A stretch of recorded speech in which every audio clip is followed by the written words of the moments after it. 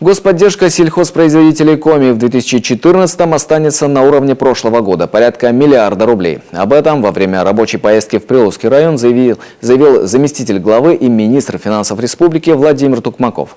Он посетил аграрные хозяйства, чтобы на их примере оценить, насколько эффективно используется помощь правительства. Результаты инспекции у Елены Кононовой.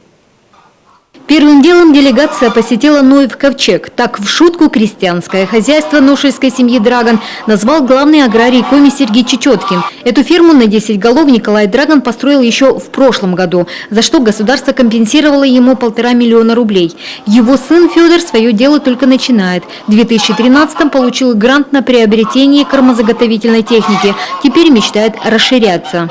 Дальше планирую, в общем, закупать скот. Основной вид деятельности у меня как выращивание скота на мясо.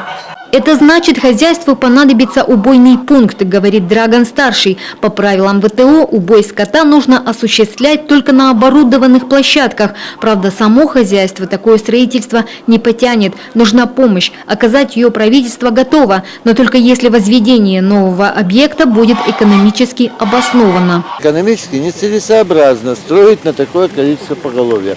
И ему задача поставлена перед ним такая. Вот следующая площадка мы только модернизировать те, которые докажут свою экономическую эффективность. Вот он будет отращивать примерно 60, откармливать, правильнее сказать, да, 60-80 бычков, вот это есть экономическая целесообразность. А это, мол, завод самого крупного сельхозпредприятия республики – хозяйство «Южное». Здесь ежедневно перерабатывается 12 тонн молока, 9 из них – собственное сырье. В 2010-м предприятие построило новый коровник на 400 голов.